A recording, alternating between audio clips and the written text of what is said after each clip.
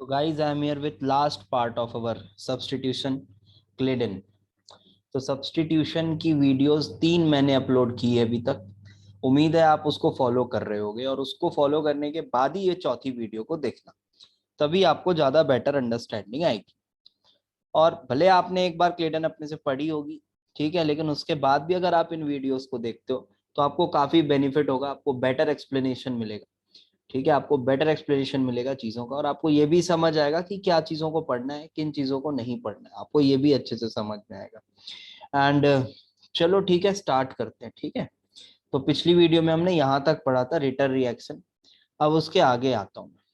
आज काफी इंपॉर्टेंट रहने वाला ये वाला पोर्शन भी। इसमें आप एक्चुअली वो न्यूक्लियोफाइल्स और बेस के बीच का जो एक डिफरेंस होता है ना, जो बहुत अच्छे से क्लियर नहीं होता है, उसको हम थोड़ा ज्यादा अच्छे से क्लियर करने की कोशिश करेंगे। होता है ना, काफी अजीब सा लगता है कि न्यूक्लियोफिलिसिटी ऊपर से नीचे आने में बढ़ रही है, क्यों बढ़ रही है, इधर से इधर जाने में क्या उसको एक्सप्लेन कर सकते हैं। फिलहाल तो अगर वो याद भी रहता है ना, तो जेई के लिए आपका काम अच्छा चल जाता है। मैं नहीं बोल रहा कि नहीं उसको समझना जरूरी है, लेकिन अगर आप लेक्चर देखते हो तो आपको अच्छे से वो सब चीजें भी समझ में आएंगी प्रॉपर।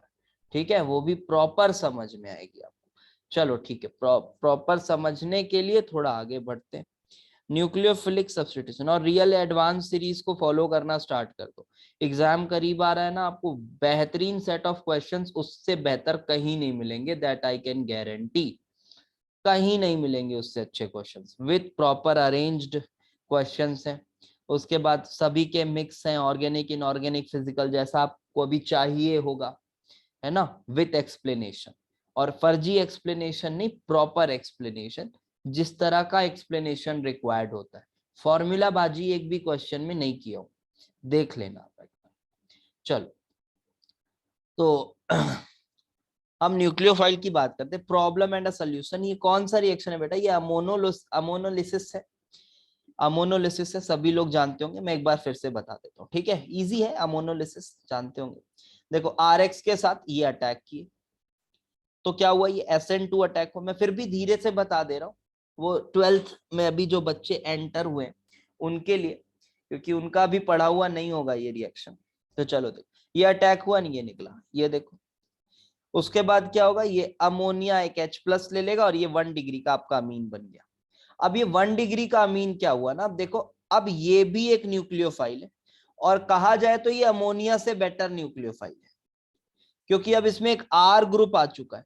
तो ये अमोनिया से बेटर न्यूक्लियोफाइल है, जो कि अटैक करके RX को हटा रहा है फिर से, क्योंकि you have lot of RX molecules over there ना, तो सब कुछ पॉसिबल है।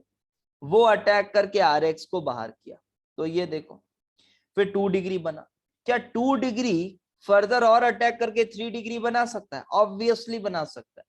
क्या 3 डिग्री फर्दर और अटैक करके क्वाटरनरी अमोनियम सॉल्ट बना सकती है? जी बिल्कुल बना सकती है। अब कुछ कंफ्यूजन क्या रहता है बताऊं, कि लगता है बच्चों को कि सिर्फ क्वाटरनरी अमोनियम सॉल्ट हमको मिल जाएगा। ऐसा नहीं होगा यार, देखो समझो, जैसे यहां से यहां गया ना, तो आपको, अगर आप वीडियोस फॉलो कर रहे हो तो आपको पता होगा यार, कोई भी रिएक्शन 100% नहीं होती, due to lot of reasons that I have already explain. तो आपके पास RX जो है ना, अभी RX भी बहुत कुछ अनरिएक्टेड बचा रहेगा। उसके बाद दूसरी बात ये कि 1 डिग्री अमीन बना, 1 डिग्री अमीन बनने के बाद जो 2 डिग्री में कन्वर्ट होगा ना, तो हर 1 डिग्री अमीन का मॉलिक्यूल नहीं कन्वर्ट होगा, कुछ less energetic molecules, less collision free, जिसकी कोलिजन फ्रीक्वेंसी कम वम है, वो मॉलिक्यूल्स क्या होंगे, अलग हो जाएंगे, वो नहीं जाएंगे फर्दर रिएक्ट कर। तो आप समझो, तो 1 डिग्री भी बचेगा, 2 डिग्री भी बचेगा, 3 डिग्री, ये सब का रीजन मैंने पीछे एक्सप्लेन अच्छे से किया हुआ है, वहां आप सुन सकते हैं। उसके बाद फिर क्वाटरनरी अमोनियम से सभी का एकदम से मिक्सचर सा बन जाएगा। तो ये रिएक्शन उतना प्रैक्टिकली इंपॉर्टेंट नहीं है, बिकॉज आपको एक इसका सेपरेशन कर पाना काफी मुश्किल है, काफी क्लोज क्लोज के बॉइलिंग पॉइंट्स भी हैं, तो डिस्टिलेशन वगैरह भी अच्छे से काम नहीं करता। बहुत सारे कारण है, प्रैक्टिकल कारण है, जिसकी वजह से ये रिएक्शन उतना अच्छा नहीं है। अच्छा, तो क्या करा जाए इसका? एक बेटर सॉल्यूशन, इसको थोड़ा बेटर तब किया जा सकता है। देखो, अगर आप RX को एक्सेस में यूज करते हो ना, तो RX क्या एक तरह का, RX आपका सबस्ट्रेट है। अब आपके पास RX बहुत सारा है ना, तो पॉसिबिलिटी सोचो, प्रोबेबिलिटी सोचो। तो अटैक की प्रोबेबिलिटी, आपका अमीन 1 डिग्री बना, फिर वो अटैक करेगा, तो जो प्रे है, जो सबस्ट्रेट है जिस पे आप अटैक कर रहे हो, उसकी अवेलेबिलिटी बहुत ज्यादा है। तो उसकी अवेलेबिलिटी ज्यादा होने की वजह से रिएक्शन और आगे जाते जाएगा, जाते जाएगा, जाते जाएगा, और ज्यादा पॉसिबिलिटी है कि आपको R4N plus quaternary ammonium salt का प्रिपरेशन होता हुआ दिखे। क्लियर कट बात। और अगर आप चाहते हो कि 1 डिग्री अमीन मेरे को ठीक ठाक अमाउंट में मिले, तो आप अटैक की पॉसिबिलिटी को घटाओ। अटैक की पॉसिबिलिटी तब घटेगी जब आप RX का अमाउंट क्या लोगे, RX का अमाउंट कम लोगे। तो ये एक तरीका है जिससे हम, लेकिन फिर भी आपको मिक्सचर तो मिलेगा ही। मैं प्रोबेबिलिटी बढ़ाने घटाने की बात कर रहा हूं। तो इससे बेटर सॉल्यूशन एक हमारे पास है कि हम एजाइड आयन यूज कर लें। अब एजाइड आयन के बारे में बताता हूं। जैसे देखो यहां तो लिखा हुआ है, पढ़ लो इसको, तो वही है, ये बन जाएगा वगैरह वगैरह, वही सब है, देख सकते हो आप। ठीक है, मैं रीड नहीं कर रहा उसको। अब मैं बात करता हूँ एजाइड आयन की। You know about azide ion ना, ऐसा कुछ। Yes, this is azide ion. अब एजाइड आयन में ना क्या खासियत है, इसमें ना खासियत ये है कि जो एजाइड आयन है ना, ये किसी भी इलेक्ट्रोफिलिक साइट पे अटैक कर सकता है। इसको रिपल्सन विपल्सन से उतना दिक्कत नहीं होता, किसी भी इलेक्ट्रोफिलिक साइट पे ये अटैक कर सकता है। ऐसा तो नहीं बोल सकता मैं किसी भी अटैक कर देगा, बट जो पॉसिबिलिटी ऑफ अटैक है एजाइड आयन के साथ ज्यादा होती है। क्योंकि ये ना, ये अच्छा लाइन लिखा हुआ है कि देखो कि nucleophilic at both ends is a slender rod of electrons able to insert itself into almost any electrophilic site. एक रॉड की तरह एकदम लीनियर सा ऐसा न्यूक्लियोफाइल। तो ये आप ऐसे इसको ऐसे सोच सकते हो, बस सोच है और क्या, आप कर लेता है रिएक्शन, तो ऐसे ही कर रहा होगा ये सोचते हैं अपन। तो देखो ऐसा रॉड टाइप, तो ये आपके पास ऐसा सोच सकते हो, तो ये कहीं भी इलेक्ट्रोफिलिक साइट में एंटर कर सकता है। अगर थोड़ा सा भी इसको मिल रहा है जगह तो वो चला जाएगा, इस तरह से बोल रहा है। चलो इसके रिएक्शंस देख लेते।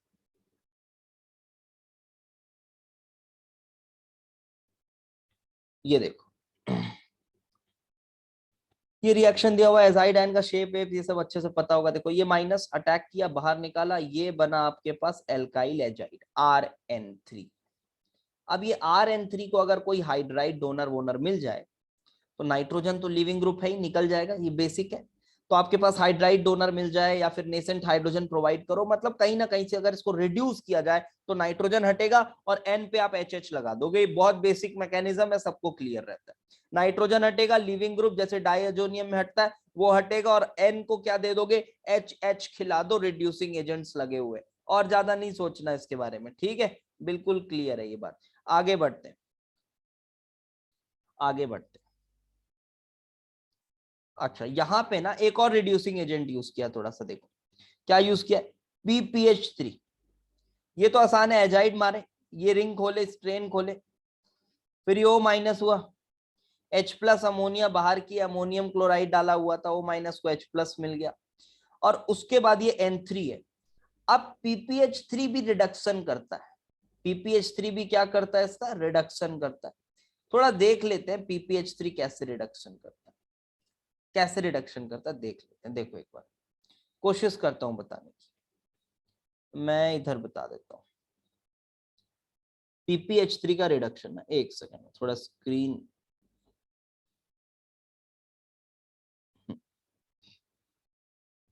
देखो आपके पास मानो R के साथ ना N3 ऐसा, N3 माइनस, इसका ये वाला स्ट्रक्चर मैं बनाता हूँ, आपको थोड़ा बेटर अंडरस्टैंडिंग आएगी। यहाँ पे प्लस है, फॉर्मल प्लस, यहाँ पे माइनस है, ठीक है। अब मैं क्या कर रहा हूँ कि PPH3 के बारे में आपने पिछली वीडियो में देखा था, मैंने बताया था एक बात कि फास्फोरस ऑक्सीजन एफिनिटी बहुत हाई होती है, वो पी पाई डी पाई बॉन्ड बनाने के लालच में बहुत तेज एफिनिटी होती है दोनों की। ये इधर अटैक करके इसको तुम ऐसा आगे कर सकते हो, तो इससे क्या होगा, ये प्लस गायब, ये इधर N और P का बॉन्ड बनाया, मैंने यहाँ ही बना दिया, देख लो। और यहाँ पे बेटा फॉर्मल पॉजिटिव आ जाएगा क्योंकि लोन पेयर दिया गया है। अब यहाँ पे फॉर्मल नेगेटिव फॉर्मल पॉजिटिव ऐसा साइक्लाइजेशन करा दो, तो साइक्लाइजेशन के बाद क्या बना, आप वीडियो पॉज कर करके देख सकते हो, मैं फटाफट से बता रहा हूँ, ठीक है, ज्यादा टाइम पास करने का मतलब नहीं है। आप देखो यहाँ से ये करे तो क्या बना, PPH3, इसके साथ कर लिया बॉन्डिंग, ये हटा देता हूँ यहाँ से। अब ये बेटा कर लिया बॉन्डिंग, PPH3 बॉन्डेड है, समझ लो ये ऐसे। अब आपके पास N2 लीविंग ग्रुप निकल रहा है, फास्फोरस नाइट्रोजन एफिनिटी भी ठीक ठाक होगी, क्योंकि फास्फोरस ऑक्सीजन एफिनिटी बेटर थी, नाइट्रोजन ऑक्सीजन आसपास के हैं, तो समझ लो यार इस बात को। तो यहाँ पे क्या होगा, ये ऐसे उड़ा देते इधर, और ये ऐसे, विटिज रिएक्शन में भी ऐसे ही करते थे ना, विटिज रिएक्शन में भी ऐसे ही करते थे, इलाइड बना के ऐसे ही तोड़ते थे, याद करो यार, ये सब तो बेसिक चीज है। यहाँ से हटाए, ये उड़ाए, तो क्या बना देख, ये बना, इसी में देख आगे, मैं इसी में हटाता हूँ, यहाँ देख ये ट्रिपल बॉन्ड हो गया, ये ट्रिपल बॉन्ड हो गया, ये समथिंग लाइक दिस, और ये बॉन्ड हट गया, देख P और N के बीच में एक डबल क्रिएट हो गया, ये हटा, और यहाँ पे देखिए डबल क्रिएट हो गया, दिखा, ये डबल क्रिएट हो गया। अब ये डबल क्रिएट होने के बाद क्या होगा, अब ये पानी, पानी देख यहाँ पे लिखा हुआ है पानी, तो पानी का होगा अटैक, कहाँ कराएगा अटैक, करा अटैक। अब क्या है यहाँ पे, फास्फोरस ऑक्सीजन बॉन्ड हमेशा बोल दिया मैंने बनता ही बनता है, तो फास्फोरस पे कराओ अटैक, ये लो, फास्फोरस के साथ बॉन्ड बनाना चाहेगा, बेटर बॉन्ड फॉर्म हो रहा है, एक्सोथर्मिक प्रोसेस होगा ये, तो थर्मोडायनेमिकली रिएक्शन आगे जाएगा, ये ऐसे अटैक किए आगे, तो क्या हुआ, RN single P single O PH3, ये देखो, ये H, अच्छा एक H प्लस को N को दे दो, ये लो। अब क्या होगा, अरे अब क्या होगा, बहुत आसान, बहुत आसान, क्या होगा, बस वही, फास्फोरस ऑक्सीजन बॉन्ड बनेगी, ये बॉन्ड टूटेगा और H प्लस लॉस करके आप इसको दे दो, ठीक है, H प्लस लॉस करके इसको दे दोगे, ऑब्वियस सी बात है, ये हटाओ, ये हटाओ, यहाँ पे P डबल बॉन्ड O बनाओ, तो P double bond O PH3, something like this, and yes RNH2 will be generated, look at this। तो PPS3 ध्यान रहेगा ना, अभी PPS3 के 2-3 रिएक्शन हो गए, याद रखना, इंपॉर्टेंट रिएजेंट है, व्हाइट क्रिस्टलाइन सॉलिड। चलो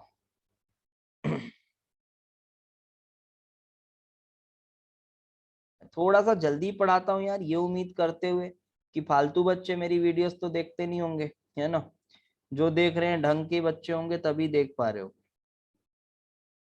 तो ढंग के बच्चों के लिए ढंग से पढ़ा रहा हूँ, ठीक है। चलो देखो, सब पढ़ने वाले बच्चे देखते होंगे, तो देखो sulphur nucleophiles are better than oxygen nucleophile, इसका आपको एक अच्छा आपको एक्सप्लेनेशन मिलेगा। अभी आप ये जानते होगे, ये बात अच्छे से जानते होगे, सबने याद किया होगा, ये तो याद करना इंपॉर्टेंट भी है ना, मैं ये नहीं बोल रहा कि याद मत करो, इसको समझ लो बस, ऐसा याद रहना चाहिए, ये सब इंपॉर्टेंट है, अपन को जेई देना है यार। क्या हो रहा है, चलो देखो इस इलेबोरेशन को देखें, इस इलस्ट्रेशन को देखते हैं, क्या हो रहा है, OH माइनस H प्लस निकाल रहा है, S माइनस हो रहा है, ऑब्वियसली निकालेगा यार, OH माइनस स्ट्रॉन्ग बेस है, अपने ये थायोल का एनायन बना है, थायोल फिनॉल से बेटर एसिड होता है, थायोल फिनॉल से बेटर एसिड होता है, S पे minus is better than O पे माइनस, ऊपर से नीचे जा रहे हो माइनस की स्टेबिलिटी बढ़ती है।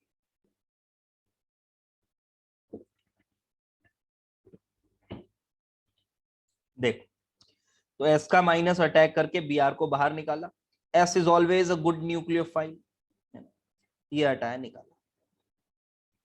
चलो यहाँ भी देखो वही हो रहा है, कोई टेंशन नहीं, ये हटाया और निकाला। चलो यहाँ भी कोई बड़ी बात नहीं है, HS माइनस H प्लस निकाला, ये माइनस आई, माइनस ने अटैक कराया, निकाला, इजी, बिल्कुल इजी, देखते जाए, कोई प्रॉब्लम वाली चीज नहीं है।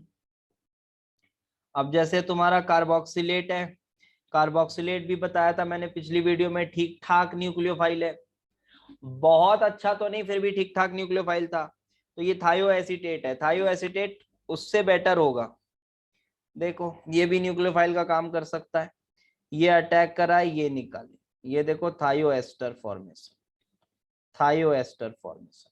अब आपको ये भी समझ में आएगा अभी कि देखो ऐसा भी बोल सकते हैं ना देखो बच्चों के मन में ये भी आता है, मैं बता रहा हूँ, एस माइनस, सर ऐसा करके अटैक कराओ, ऐसा करके अटैक कराते, इधर इधर रेजोनेट कराते, और ये ओ माइनस के थ्रू यहाँ पे क्यों नहीं हमने अटैक कराया, ओ माइनस के थ्रू अटैक क्यों नहीं कराया, एस से क्यों कराया।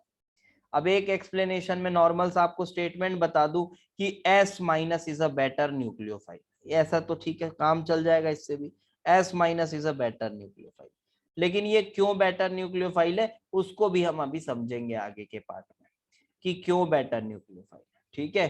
तो आप यहां से ऐसे समझ सकते हो कि S minus is a better nucleophile, we know this fact and therefore we are attacking via sulphur and not via oxygen, सीधी सी बात, ठीक है। चलो आगे, बस यहां से अपना इफेक्टिवनेस ऑफ न्यूक्लियोफाइल्स नया पोर्शन स्टार्ट होता हुआ। अब मैं यहाँ पे एक दो बातें आपको बताऊं, देखो सुन लेना इस बात को। पहला स्टेटमेंट एक बोल रहा हूं मैं कि जो एसिड बेस रिएक्शन होते हैं ना, एसिड बेस रिएक्शन, ये जनरली इलेक्ट्रोस्टैटिक अट्रैक्शंस, जो इलेक्ट्रोस्टैटिक अट्रैक्शन है, प्लस माइनस का चार्ज वाला अट्रैक्शन, ये ज्यादा इस रिएक्शन को ड्राइव करता है, इलेक्ट्रोस्टैटिक अट्रैक्शन, एसिड बेस वाले रिएक्शन। थोड़ा सा डाइजेस्ट करना जो बोल रहा हूं अभी, ठीक है, थोड़ा पेशेंस भी रखना, धीरे से समझ आए। Electrostatic attraction, plus minus charge वाला फैक्टर ज्यादा डोमिनेंट होता है, आप इसलिए यहाँ पे पीके पीकेबी वैल्यूज के हिसाब से आप रिएक्शन को करा सकते हो, ये गवर्निंग फैक्टर होता है, ऐसा मैं बोल सकता हूँ। बट जो न्यूक्लियोफाइल्स होते हैं, अगर सैचुरेटेड कार्बन पे अटैक मार रहे हैं, सैचुरेटेड कार्बन पे न्यूक्लियोफाइल्स अगर अटैक मार रहे हैं, तो ये अटैक एसिड बेस रिएक्शन जैसे इलेक्ट्रोस्टैटिकली ड्रिवन नहीं होता, ये एसिड बेस रिएक्शन की तरह इलेक्ट्रोस्टैटिकली ड्रिवन नहीं होता, ये होमोल्यूमो ट्रांजिशंस के थ्रू, ट्रांजिशन सॉरी ट्रांजिशन नहीं, होमोल्यूमो इंटरेक्शंस के थ्रू रिएक्शन प्रोसीड करता है, ठीक है, होमोल्यूमो इंटरेक्शन के थ्रू प्रोसीड करता है।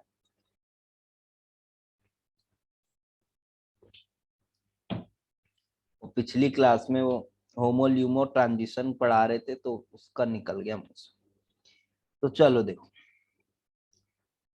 तो न्यूक्लियोफाइल, तो अब एक बात और मैं बताऊं, ये जो कार्बोनिल ग्रुप है ना, अभी आपको hard nucleophile, soft nucleophile actually में क्या है वो सब भी थोड़ा थोड़ा समझ आएगा, पूरा नहीं समझ आएगा कि एकदम आप क्रैक कर जाओगे कि हाँ ऐसा है, आपको हिंट मिलने लगेगा कि किस डायरेक्शन में सोचने से उसको अपन हार्ड सॉफ्ट ऐसे क्लासिफाई कर सकते हैं। ये जो कार्बोनिल होता है ना, इसमें भी डेल्टा प्लस काफी ज्यादा होता है, तो इसके भी रिएक्शन ना कहीं इलेक्ट्रोस्टैटिकली ड्रिवन होते हैं, इलेक्ट्रोस्टैटिकली ड्रिवन होते हैं, यस दे आर इलेक्ट्रोस्टैटिकली ड्रिवन। मतलब आप एक बेस की तरह पैरेलली चलता है ये रिएक्शन, आप ऐसे सोच सकते हो, इसमें भी होमोल्यूमो वाला उतना रोल नहीं, होमोल्यूमो वाला उतना रोल नहीं। ये दो चार पॉइंट्स आपने सुना, इसको डाइजेस्ट करो पहले, इसके बाद अपन आगे बढ़ पाएंगे, ठीक है, इसके बाद आगे बढ़ पाएंगे। चलो देखो, अब यहाँ पे क्या लिखा हो, देखो pKa of HNU is a good guide to the rate of this sort of reaction. pKa is a good guide, मतलब reaction is somewhat like acid base, ऐसा फील कर सकते हैं अपन थोड़ा, reaction is somewhat like acid base, it runs parallel with acid base reaction, you can say it like that. Look at this statement written over there कि nucleophilicity toward carbonyl group parallels basicity almost exactly। इसीलिए आप Grignard reagent का जब ketone के साथ reaction देखते हो तो कहीं ना कहीं बाजू में प्रोटॉन है, वो आपका एसिडिक एच तो है ना पीके के हिसाब से, लेकिन फिर भी वो सी डबल बॉन्ड ओ पे अटैक करके खोल देता है इसको, सी डबल बॉन्ड ओ पे अटैक करके खोल देता है। ग्रिग्नार्ड के साथ जब आप कीटोन का रिएक्शन कराते हो, मेजर यील्ड में क्या आता है, आपका एल्कोहल आता है ना, क्योंकि वो रिएक्शन भी एसिड बेस जितना ही तेज है, इलेक्ट्रोस्टैटिकली ड्रिवन है, सोच लो ऐसा। बट यहां पे क्या CX बॉन्ड, यहां ये जो न्यूक्लियोफिलिक सब्स्टिट्यूशन है, it is not that electrophilic, ऐसा ये इस तरह से ड्रिवन नहीं होता. But the story of this sort of reaction is more complicated. This is much more complicated. Let's see क्या है वो complication. देखो ये पहला पॉइंट बहुत आसान लिखा हुआ है कि अगर आपका डोनर एटम सब O minus PHO minus TSO minus है तो nucleophilicity is same as basicity. Nucleophilicity basicity दोनों सेम होती है. ठीक है, तो देखो पीके के हिसाब से आप रिलेटिव रेट बता पा रहे हो, आप इससे थोड़ा सा अंदाजा लगा सकते हो. देख लो, बहुत इजी है, बहुत इजी है. पीके ज्यादा HX का मतलब न्यूक्लियोफाइल अच्छा बेस है, अच्छा बेस है तो अच्छा न्यूक्लियोफाइल है. देख लो ClO4 माइनस को देख लो, relative rate with respect to water कितना है, 0 है. क्योंकि यार वो अच्छा नहीं है, वो है ना, वो अच्छा न्यूक्लियोफाइल नहीं है क्योंकि उसका एसिड तो बहुत स्ट्रॉन्ग एसिड है. HClO4 माइनस, सॉरी HClO4 बहुत स्ट्रॉन्ग एसिड है पर क्लोरिक एसिड. -10 का पीके है उसका. देखो ये पॉइंट तो क्लियर है. अगला पॉइंट देखो, ये देखो यहां पे क्या कहा जा रहा है कि अब जब हम O माइनस और S माइनस का कंपैरिजन कर तो एसिड, देखो एसिड इसका अच्छा है, पीएचएस का, इसका एसिड अच्छा है. एसिड अच्छा है तो बेस आपका कैसा होना चाहिए, पुअर. बेस पुअर तो न्यूक्लियोफाइल भी पुअर. हाँ बेस पुअर है लेकिन न्यूक्लियोफाइल पुअर नहीं.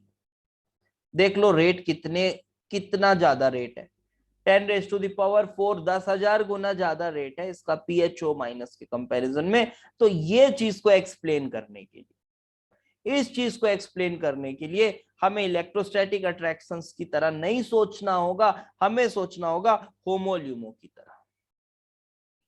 तो चलो देखो, हमें होमोल्यूमो की तरह सोचना होगा. अब मैं आपको थोड़ा सा समझाता हूँ, ये लिखा हुआ जो है मैं उसको आपको समझा देता हूँ. आप चाहो तो ये ऐसा स्क्रीन पॉज करके पढ़ सकते हो या फिर आप सभी के पास PDF होगा, आप वहां से पढ़ सकते हो. जरूरत नहीं है, समझा रहा हूँ. ये देखो ये बुलेट में लिखा हुआ, electrostatic attraction is often unimportant in all SN2 reaction. Often it is not very important. It is not the one which drives the reaction. Look at this. अब इसको समझते हैं, ये RX है जिसपे अटैक होना है, ऑर्बिटल ऑफ एल्काइल हैलाइड. देखो ये कौन सा ऑर्बिटल है, बॉन्डिंग है, भरा हुआ है बॉन्डिंग, और इसका एंटी बॉन्डिंग देखो सिग्मा स्टार, बहुत हाई एनर्जी पे होगा, हाई एनर्जी पे होगा. तो कैसा है, तो हाई एनर्जी पे वेकेंट है. अब क्या हो रहा है कि ये देखो ये O पे माइनस, O पे माइनस तो 2sp3 lone pair on oxygen, लेकिन 2sp3 होने की वजह से एनर्जी में कम होगा. और एनर्जी में कम होगा, देखो इसके पास तो नहीं पहुंच सकता क्योंकि ये माइनस कहां पे, कहां बताया था आपको, क्या बताए थे पिछली वीडियो में, NBO में होता है बताए थे, नॉन बॉन्डिंग ऑर्बिटल में. नॉन बॉन्डिंग की एनर्जी एंटी बॉन्डिंग से कम होती है, बॉन्डिंग से थोड़ी ज्यादा होती है, ऐसा सोच सकते हो. मोस्ट ऑफ द केसेस में ऐसा होता है. ये सब आपको जेई में उतना काम नहीं देगा, लेकिन जो जेई के जो रिजल्ट्स आप पढ़ते हो उसका आपको एक अंडरस्टैंडिंग देगा ये. ठीक है, अच्छे बच्चों को तो ऐसे ही पढ़ना चाहिए जिनके पास समय है भी. ठीक है, और जिनको वन शॉट देखना है वो जाओ फिर वन शॉट देखो और रोते रोते निकलना पेपर के बाहर. चलो देखो यहाँ पे O माइनस है और ये 3sp3 lone pair on sulphur, तो देखो S पे माइनस, S पे माइनस, इसकी एनर्जी थोड़ी ज्यादा है तो ये जो है ना ये इस सिग्मा स्टार के साथ एक बेटर मैच कर सकता है, इसकी एनर्जी थोड़ी सी बेटर मैच कर रही. मैंने प्री रिक्विजिट में ही आपको पहली वीडियो में बता दिया था, आप एमओटी ढंग से पढ़ के आओगे तो बेटर अंडरस्टैंडिंग आएगी. तो अगर इसका क्लोजर एनर्जी है तो ओवरलैप बेटर होगा. This is the reason why S minus is better nucleophile but not a better base. Because for it to be a good base, we need S, the negative charge should be localized, should be compact at one place, because acid base reactions goes via what? Electrostatic attractions. अब देखो जो मैंने बताया था, अब सोचो. बे quality की चीज दे रहा हूं यार, पढ़ो ढंग से बस.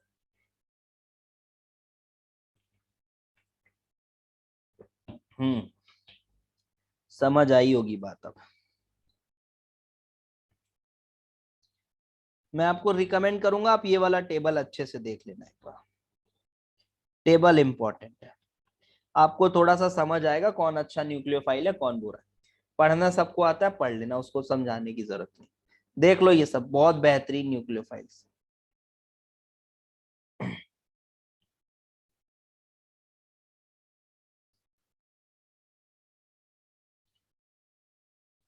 हाँ, अब ये भी सवाल आ सकता है मन में, sir I minus PHS minus से ज्यादा अच्छा. आई माइनस तो और नीचे आएगा, वो तो 5s ऑर्बिटल चला गया है ना. ऐसा आ सकता है मन में, हो सकता आ रहा हो.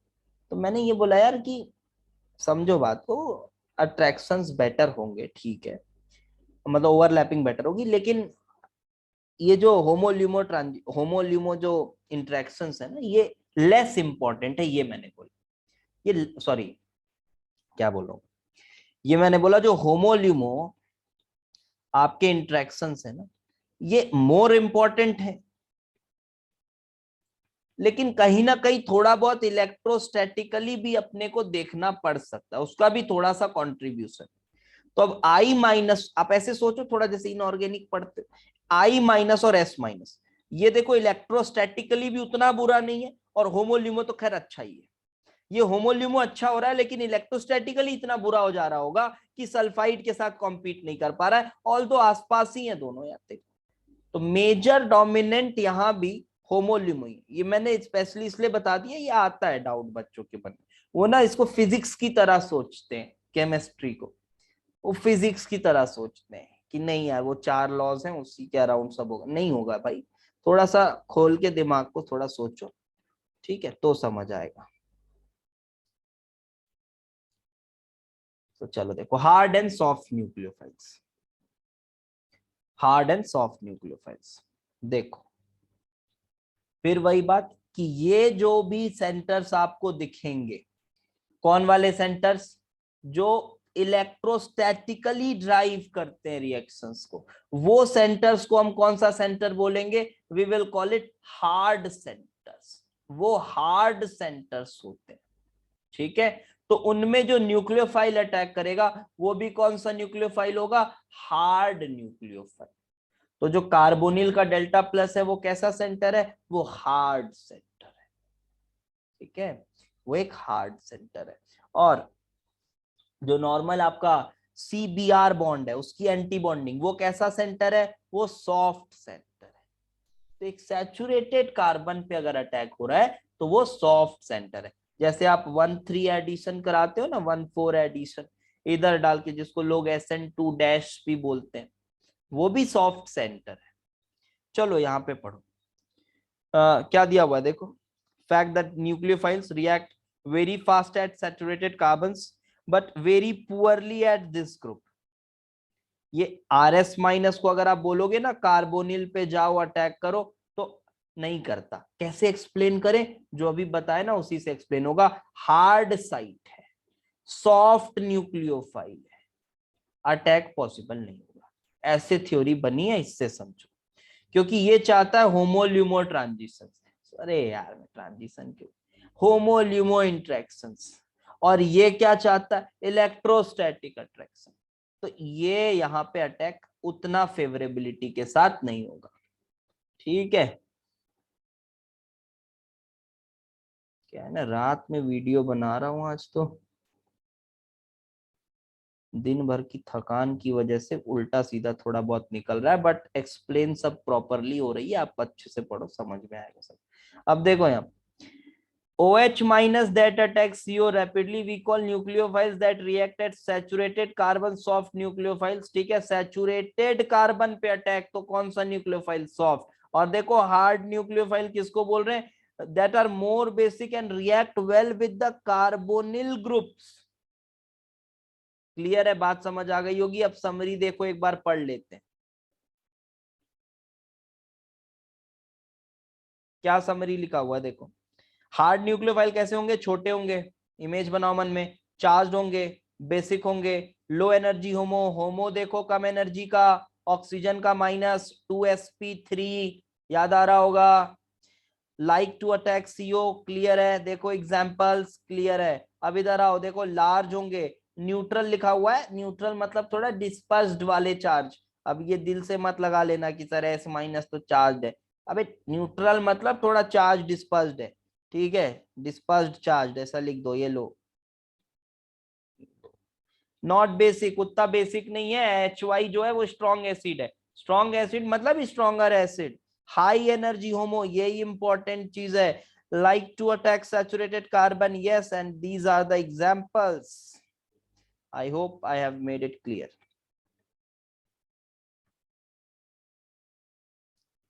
चलो देखो अगला रिएक्शन. यहाँ पे क्या हो रहा है कि nucleophiles and living groups compared. क्या हो रहा है यहाँ पे? अमोनिया डाल रहे हैं तो रिएक्शन आगे आ रही है. MeOH डाल रहे हैं, अच्छा इधर डाल रहे हैं तो रिएक्शन, ऐसा कुछ क्वेश्चन मार्क लगा. ठीक है, मैं बता दे रहा हूँ. अमोनिया देखो डाल रहे हैं अपन यहाँ पे. ठीक है, एक सेकंड रुकना, तो कॉल आ रहा है. हाँ तो देखो क्या बोल रहे हैं यहाँ पे. यहाँ पे क्या हो रहा है देखो, बहुत इजी. अमोनिया कौन सा रिएक्शन? SN2TH टेट्राहेड्रल इंटरमीडिएट के थ्रू अमोनिया क्या कर रहा होगा देखो, अटैक किया और ये गया, ये फिर वापस आया और OMe को बाहर किया. ठीक है, OMe को बाहर किया. निकाल सकते हो क्योंकि अमोनिया जो है वो बेटर न्यूक्लियोफाइल है. ठीक है, बेटर न्यूक्लियोफाइल है. आप OMe को निकाल सकते हो. ऐसा यहाँ पे लिखा हुआ है देखो, ammonia is a better nucleophile than MeOH. Reaction goes from ester to amide rather than the other way round.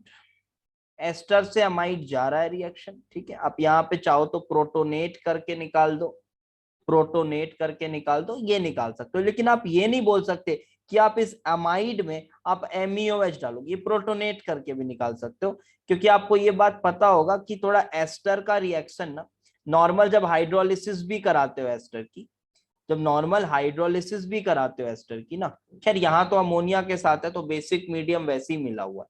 लेकिन एस्टर की हाइड्रोलिसिस आपको याद होनी चाहिए बेटा, कि वो एसिडिक मीडियम या फिर बेसिक मीडियम, दोनों में से किसी एक में ही होती है. न्यूट्रल मीडियम में एस्टर की हाइड्रोलिसिस नहीं होती है. एक अलग सा पॉइंट बता रहा हूं, इसके बाहर का पॉइंट बता रहा हूं, ध्यान रखना. अच्छा, यहाँ पे अटैक करके आप इसको निकाल दोगे और यहाँ पे आपका अमाइड बन गया. लेकिन आप अमाइड से वापस MeOH डाल के वहां नहीं पहुंच सकते, क्योंकि yes you know that NH2- is not at all a good leaving group. ठीक है, बेसिक रिएक्शन है यार, देख लेना इसको. Now let's see this one. NaI acetone, बहुत आसान. I-, ये तो अल्फा हेलो कार्बोनिल, ये अटैक तुरंत, Cl बाहर. ये देखो NaCl precipitates out because we are using acetone. चलो ये आगे देखते हैं. बस एक आख रिएक्शन बचे हुए, खत्म हो जाएगा फिर. TSCl क्या करेगा? OTS पिछली वीडियो में बता चुके हैं. I-, यस I-, यहाँ अटैक और ये बाहर. ये देखो फॉस्फीनियम सॉल्ट बना. ये भी ना प्रेसिपिटेट कर जाएगा, ये बेंजीन वेंजीन में थोड़ी ना घुलेगा. सॉल्ट बन गया ना, सॉल्ट बन गया, आयनिक हो गया एक तरफ. तो ये ऐसे एप्रोटिक सॉल्वेंट्स में थोड़ी ना घुलेगा, वो भी नॉन पोलर बेंजीन में. चलो लास्ट रिएक्शन है, इसको देखते हैं. यहाँ पे क्या बोल रहा है? PPH3 के साथ जाइलिन में रिफ्लेक्स कर रहा है. जाइलिन एक हाई बॉइलिंग सॉल्वेंट है, ये इस तरह का. ऑर्थोजाइलिन हाई बॉइलिंग सॉल्वेंट है, 140 डिग्री के आसपास बॉइलिंग पॉइंट होती है. और कहाँ हाई बॉइलिंग सॉल्वेंट यूज किया आप? एक बहुत ही फेमस रिएक्शन है वुल्फ-किस्टर रिएक्शन. तो वुल्फ-किस्टर रिएक्शन में भी आपने बहुत हाई बॉइलिंग सॉल्वेंट यूज किया था, इथाइलिन ग्लाइकॉल. 140 डिग्री सेल्सियस के आसपास उसका भी बॉइलिंग पॉइंट था, एग्जैक्टली याद नहीं है. चलो देखो आगे. यहाँ पे क्या हो रहा है बेटा, कि आप जब PPH3 के साथ नॉर्मल जाइलिन में रिएक्शन करा रहे हो, बन रहा है. लेकिन रिएक्शन टेक्स डेज। बट यही आप एक कैटालिटिक LI डाल दो, तब ये रिएक्शन 2 घंटे में हो जाता है। ये बहुत इंपॉर्टेंट इसका रोल है, इसका रोल देखना, मजा आ जाएगा देख के आपको। तो करते क्या है ना कि थोड़ा कैटालिटिक अमाउंट में LI डाल दे रहे हैं। इसमें आई का कंसंट्रेशन ज्यादा कुछ खास फर्क नहीं पड़ता, इसलिए अपन इसको कैटालिटिक मान लेते हैं। रिएक्शन के दौरान LI प्लस और I माइनस की कंसंट्रेशन में कोई खास फर्क नहीं आता। नाउ हैव अ लुक, क्या किया हमने कि हमने LI डाल दिया, और हमने पीछे देखा था ना कि I minus was a better base than, sorry, better nucleophile than PPH3। तो I माइनस देखो अटैक करके पहले Br को निकालेगा, Br को निकालेगा और I लग जाएगा। अब न्यूक्लियोफाइल अगर अच्छा है ना तो लीविंग ग्रुप भी अच्छा होगा। I minus is a better nucleophile as well as a good leaving group, because अब लीविंग ग्रुप के लिए तो बेसिसिटी देखोगे ना। तो अब देखो PPH3 क्या करा, अटैक करा और ये अटैक करके निकाला। तो देखो अब I माइनस कितने बढ़िया से निकल भी जाएगा और आपके पास PPH3 बन जाएगा। तो अब ये एक बेटर लिविंग ग्रुप क्रिएट किया आपने, एक बेटर न्यूक्लियोफाइल क्रिएट किया। दिस इज द रीजन कि हम न्यूक्लियोफिलिक कैटलिस्ट यूज कर सकते हैं। ठीक है, तो उम्मीद है आपको चीजें समझ आई होंगी। Looking forward elimination and rearrangement reaction, ये इंट्रोडक्शन है, वो पढ़ने की भी जरूरत नहीं है कुछ, सीधे एलिमिनेशन की वीडियोस के साथ आएंगे। मैं थोड़ा सा 1-2 दिन रेस्ट लेता हूँ, उसके बाद अभी कल एडवांस की भी वीडियोस आएंगी हमारी, रियल एडवांस सीरीज में क्वेश्चंस की वीडियो, वो भी बहुत जरूरी है क्योंकि एग्जाम के समय ना आपको बहुत काम आएंगी वो। ठीक है, और फिर अपन ये एलिमिनेशन भी चालू करेंगे। मैंने बोला था कि सब्स्टिट्यूशन को मैं बहुत जल्दी खत्म करूंगा, अल्टरनेट डेज में वीडियो आएंगे। ऑलमोस्ट अल्टरनेट डेज में वीडियो मैंने डाले, 1 हफ्ते 10 दिन के अंदर मैंने पूरा सब्स्टिट्यूशन खत्म किया।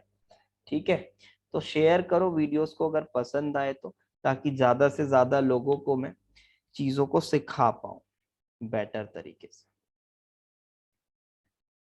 ठीक है, ये एलिमिनेशन का थोड़ा बहुत इंट्रोडक्शन दिया हुआ है, we will start it from the next class. ठीक है, ओके, थैंक्स फॉर वॉचिंग।